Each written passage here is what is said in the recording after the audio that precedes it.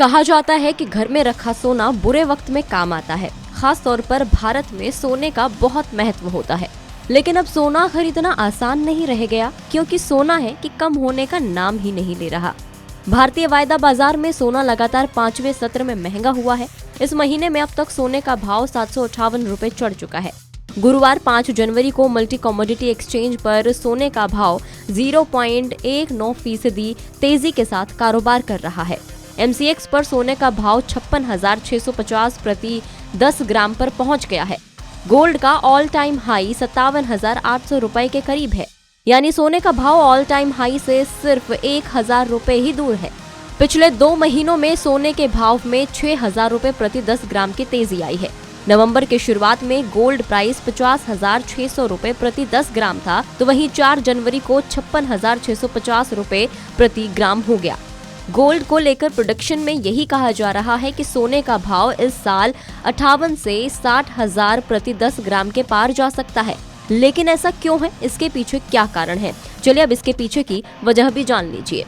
दरअसल अमेरिका और यूरोप में मंदी की आशंका के बीच निवेशकों ने सेफ हेवन की ओर रुख किया।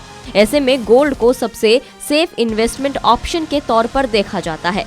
अमेरिका में डॉलर कमजोर हो रहा है तो सोना इससे मजबूत हो रहा है। इसके अलावा दुनिया भर के सेंट्रल बैंकों की ओर से सोने की मांग में इजाफा हुआ और काफी खरीदारी हुई है।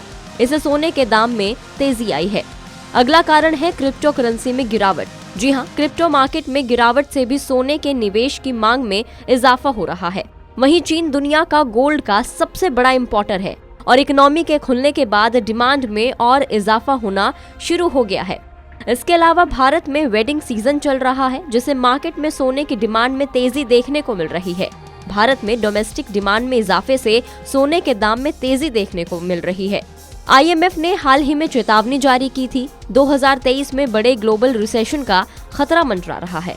अगर हम पास्ट ट्रेंड को देखें तो 2008 में मंदी से पहले भी सोने की कीमतों में उछाल आया था।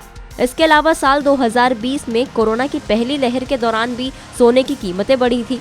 उस वक्त सोने का भाव ऑल टाइम हाई 58,000 रुपए प्रति 10 ग्राम के करीब पहुंच गया था। 2017 में सोने का भाव 30,000 रुपए प्रति 10 ग्राम था और साल 2022 तक आते आते 56,650 रुपए प्रति 10 ग्राम पहुंच गया है।